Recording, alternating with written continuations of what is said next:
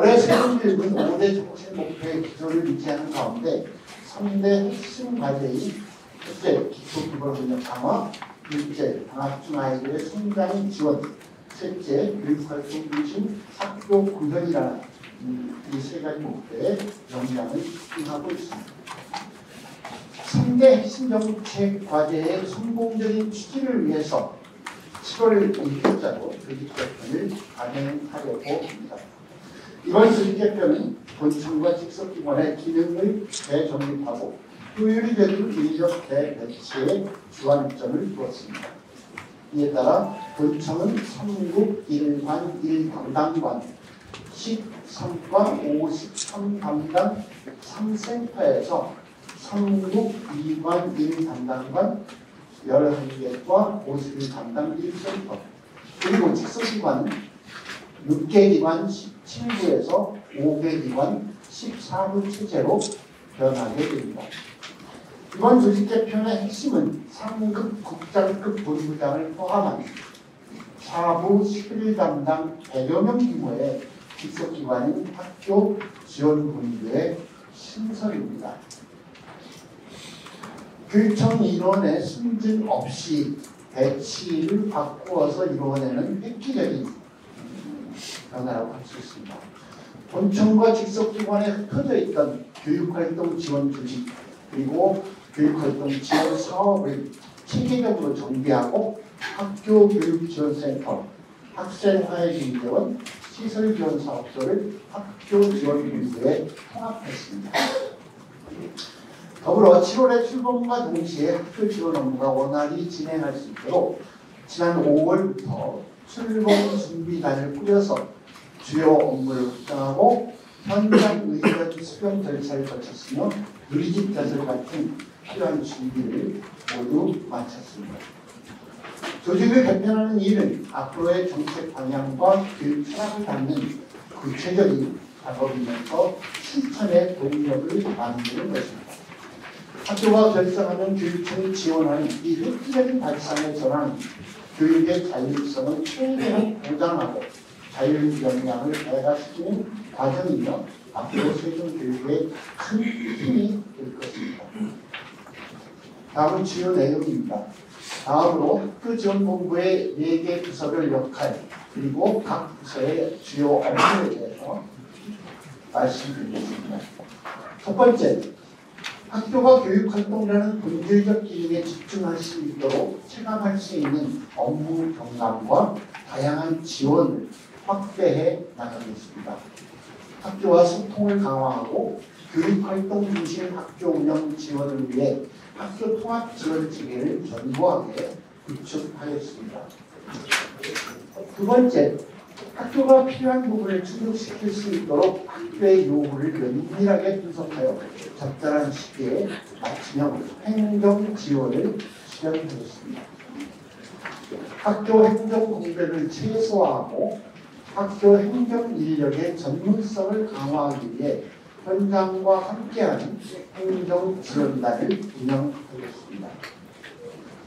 세 번째, 공정한 학교폭력 심의와 체계적이고 신속한 사안 처리 지원을 목표로 학교가 원하는 밀착형 서비스를 추진하겠습니다. 교사는 수업과 생활 지도에 집중하고 학교는 피해 학생 보호와 관계 개선 회복 등 교육적 역할에 집중할 수 있도록 직속기관인 학생화해중재원이 학교지원본부 소속 화해중재부로 개편합니다. 화해중재부는 기존의 업무를 충실히 수행함과 동시에 학교 폭력 사안을 더욱 공정하게 심의하기 위해 심의 전에 준비 과정을 보고서 검토, 보완조사, 담당자 합동협의 등 총 3단계로 거치겠습니다. 30명의 학교폭력 전담 조사관이 사안조사와 보고 등 학교폭력 업무를 처리하고 상주하는 전담 조사관 4명의 지속적인 사안조사 지원을 통해서 교사들의 업무 부담을 줄이고 학교가 본연의 교육적 역할에 집중할 수 있도록 하겠습니다. 학생 간 갈등을 교육적으로 해결함으로써 건강한 교육관계 형성과 회복에 이바지하겠습니다. 학교 폭력 사안 접수 전까지 확대 운영하고 있는 관계 회복 대화 모임을 꾸준히 운영하고 미리점은 보완해서 학생 간 충분한 소통으로 갈등을 교육적으로 해소하고 건강한 교우관계 형성을 도모하겠습니다. 또한 화해금제로 소속인 우리 아람센터에서 치유와 회복, 학부모 상담 지원 등 다양한 프로그램을 운영해서 상호 존중과 배려의 문화를 확산하겠습니다. 그리고 네 번째입니다. 기술, 정보, 시설 분야에서 학교가 만족하고 공감할 수 있는 찾아가는 현장 시설 지원을 강화하겠습니다. 미래지향적인 교육환경 조성을 위해 학교 정보와 업무 통합 지원 사업과 교육환경 개선 사업을 추진하겠습니다.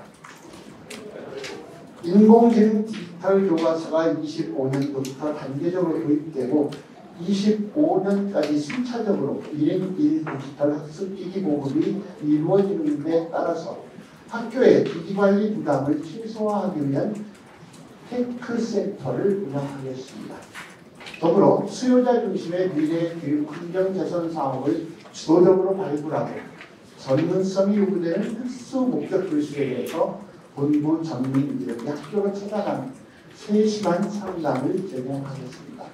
이번 조직 개편은 단순히 조직 재정비나 업무 효율성 제고라는 차원을 넘어서서 기관 설립의 배경과 기관의 운영 목표 그리고 성과가 모두 학교 교육 활동 지원으로 수렴하는 명료한 과업이라고 말씀드릴 수 있습니다. 이와 동시에 창의적인 모델로서 참고할 만한 자료는 사실상 없다시피 하는 매우 도전적인, 그래서 설레이기도 하지만 두려움도 있는 과제인 것이 사실입니다. 그동안 우리 교육청에서 추진한 정책이 일정한 틀에 맞춰져 있었다면 앞으로 학교 지원 본부에서 추진할 지원 방법은 더 다채롭고 더 진취적이고 유연하다는 특징을 갖게 될 것입니다.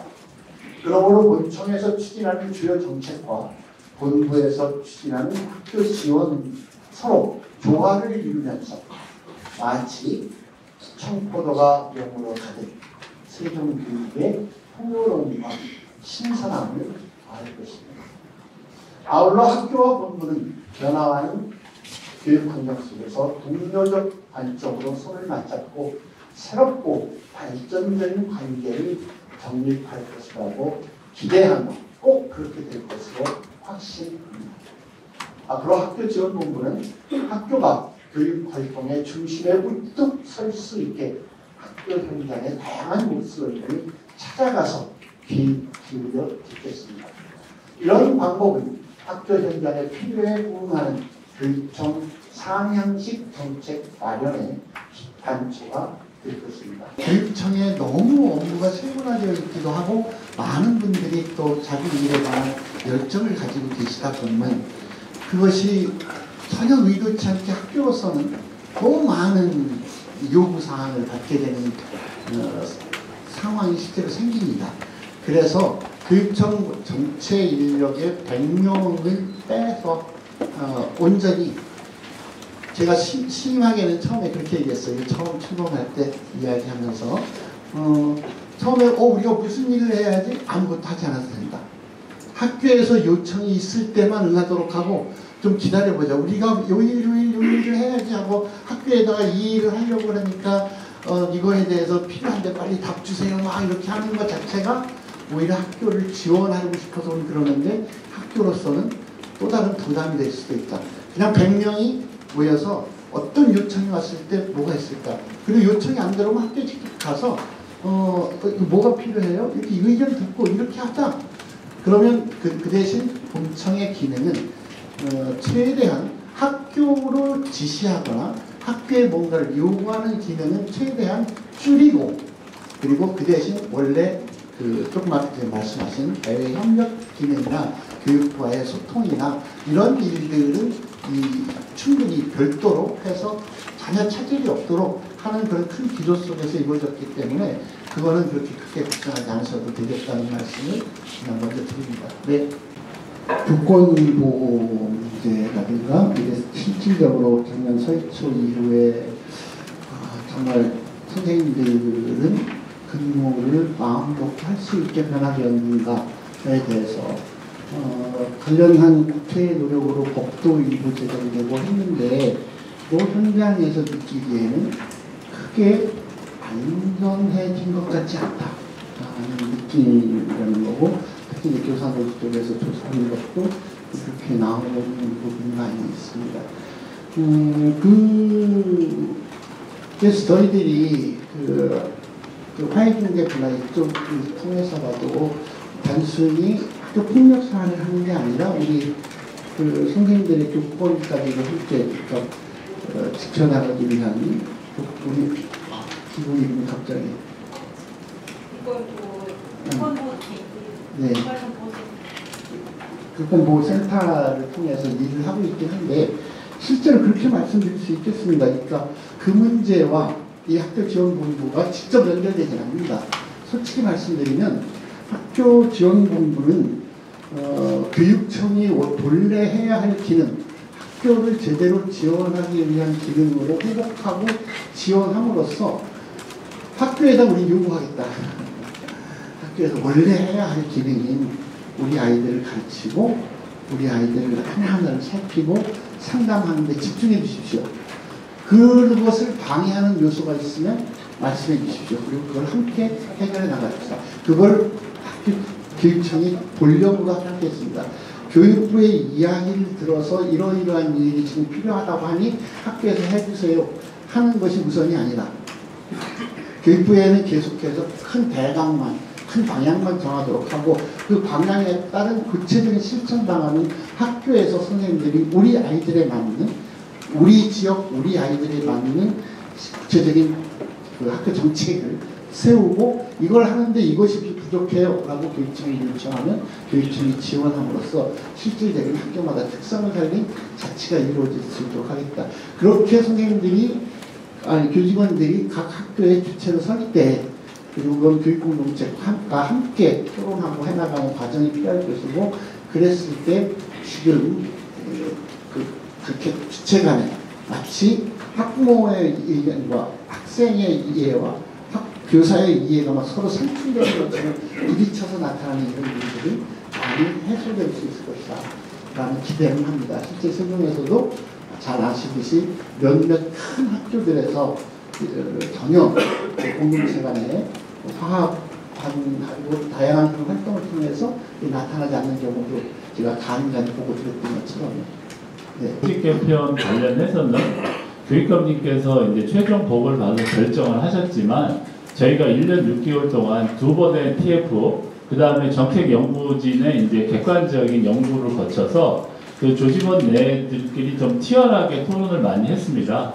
그런 과정에서 저희가 이제 학교를 총괄하는 학교 정책과가 이제 그 총괄하는 총괄 역할이 필요했고, 민주시민교육과에 대한 민주시민도 당연히 저희가 해야 되지만 민주시민교육과에 이제 세 기능이 있었습니다. 그러니까 민주시민교육하고 학생생활 이렇게, 그 다음에 체육예술이 있었는데, 체육예술은 이제 교육과정 속에 간다는 의미로 해서 중등교육과로 갔고, 그 다음에 이제 그 민주시민 생활교육에 대한 부분 학교 정책과로 가서 유초등이나 총괄적으로 중등까지 하는 민주시민 생활교육 담당이라고 해서 오히려 그 기능적으로는 좀 더 전체 교육청의 교육국을 총괄하는 역할로 이렇게 갔기 때문에 우려하시는 부분이 발생하지 않도록 교육관님 말씀하신 대로 이 제도가 만들어지고 나서 실제로 그게 운영이 될 때 얼마나 또 잘 운영하느냐에 따라서 그게 이제 될 거라고 생각합니다. 그래서 그 내용에 대한 최종 뭐 이런 거는 교육관님이 결정해서 한다기보다는 저희 교육 공동체 전체가 합의하에 이루어졌다 이렇게 말씀드리고 싶습니다.